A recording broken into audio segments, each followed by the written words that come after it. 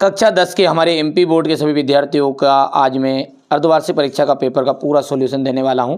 यहां से देख सकते हैं पूरा सॉल्यूशन अपन देखेंगे, एक एक सारे क्वेश्चनों का सॉल्यूशन देख लीजिए। पहला है आपका सही विकल्प कैल्शियम कार्बोनेट है, यहाँ पर ठोस अवस्था में है, उष्मा है, तो ये आपकी किस तरह की अभिक्रिया है?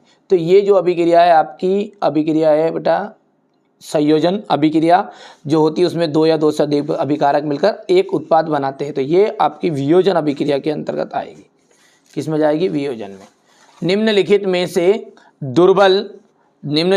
से दुर्बल अम्ल है, ठीक है, तो दुर्बल जो अम्ल है ना वो है आपका एसिटिक अम्ल। कौन सी धातु ठंडे जल के साथ तीव्र अभिक्रिया करती है? कौन सी धातु ठंडे जल के साथ तीव्र अभिक्रिया करेगी? तो पोटेशियम एक ऐसी धातु जो ठंडे जल के साथ तीव्र अभिक्रिया करती है। एल्कोहल का आईयूपीएसी नाम में अनुलग्न लगाते हैं, ठीक है, तो इसमें लगाते हैं एल्कोहल ऑल, तो ऑल इसमें लगा हुआ है। यदि किसी दर्पण से कितनी भी दूरी पर खड़े होने पर उसका प्रतिबिंब सीधा बनता है, तो वो जो दर्पण है वो संभवतः क्या है? तो वो दर्पण है हमारा समतल दर्पण, ठीक है। सामान्य दृष्टि के लिए वयस्क के लिए स्पष्ट दृष्टि की न्यूनतम दूरी है तो 25 सेंटीमीटर है। अब आगे बढ़ते हैं, तो यहाँ पर पहला इंग्लिश मीडियम वाले बच्चों के लिए आपका रहने वाला है सी ऑप्शन, दूसरे में आपका यहाँ पर डी ऑप्शन, तीसरे में आपका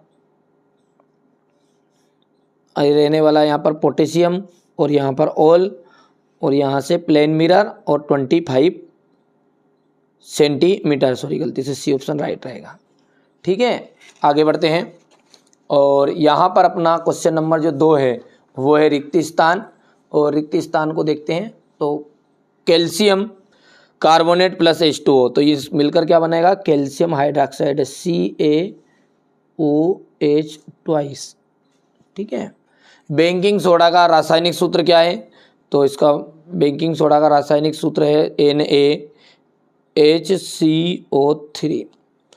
रिक्त स्थान मिश्र धातु को अमलगम कहते हैं, मिश्र धातु को अमलगम कहते हैं, पारे की मिश्र धातु को, ठीक है। प्रकाश के परावर्तन में आपतन कोण सदैव परावर्तन कोण के बराबर होता है। किसके बराबर होता है? परावर्तन कोण के बराबर होता है।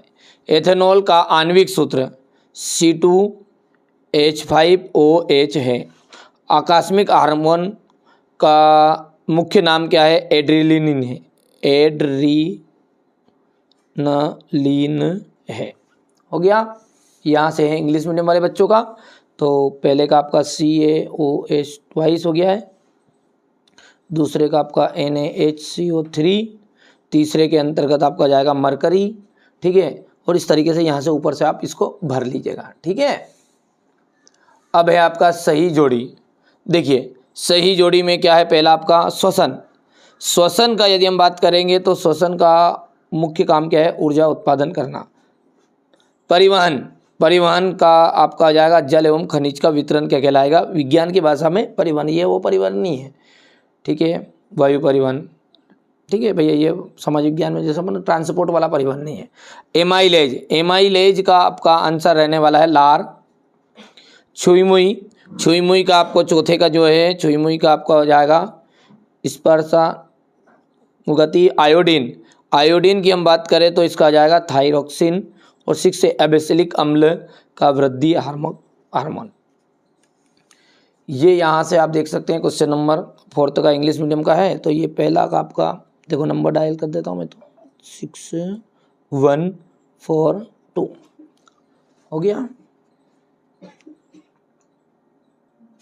चलिए आगे बढ़ते हैं, और अगला क्वेश्चन क्या कह रहा है? सत्य और असत्य। देखिए सत्य है, तो द्रव्यमान संरक्षण का नियम प्रत्येक रासायनिक अभिक्रिया में लागू होता है, तो ये है आपका बिल्कुल सत्य है। धातुएं सामान्यतः धनायन बनाती है, ये भी सत्य है आपका, ठीक है। मीथेन, एथीन, एथेनाइन सभी हाइड्रोकार्बन है, तो सभी क्या है? हाइड्रोकार्बन के ही तो उदाहरण है, भले ही एल्केन एन इन आइन, ये एल्केन, एल्किन और एल्काइन का उदाहरण है। ठीक है। अच्छा, एक बात आपने विशेष ध्यान रखना है बेटा, सॉल्यूशन, सबका सॉल्यूशन, अगला जो पेपर है उसका सॉल्यूशन के लिए आप है ना डिस्क्रिप्शन में मैंने ऐप की अपनी एप्लीकेशन जो बन गई है उसकी डिस्क्रिप्शन में लिंक है, उसमें कुछ चीज़ें रजिस्टर कर लेना अपना और पीडीएफ वहाँ से डाउनलोड करके आराम से बिल्कुल पढ़ लेना है। ठीक है। रही बात वार्षिक के लिए, ये तो अर्धवार्षिक का तो मदद कर ही रहा हूँ, पर वार्षिक में कोई असली पेपर के लफड़े में पढ़ना ही मत, वो तो आएगा भी नहीं, आप सब जानते ही हैं। तो भैया वहाँ पर आपको 6 से 7 तरह के मैं मॉडल पेपर पूरे क्वेश्चन आंसर कराऊंगा, तो वो एप्लीकेशन आप जरूर इंस्टॉल करके रखना और बिल्कुल ना खर्चे रहेगा आपका। ठीक है, ना के बराबर ही। चलिए, नेफ्रॉन उत्सर्जन की इकाई है, तो यहाँ पर बिल्कुल सत्य बात है ये। 5वां आपका रह जाएगा असत्य। अलैंगिक जनन में केवल एक ही जनक की आवश्यकता होती है, तो ये सत्य हो जाएगा। ठीक है भैया।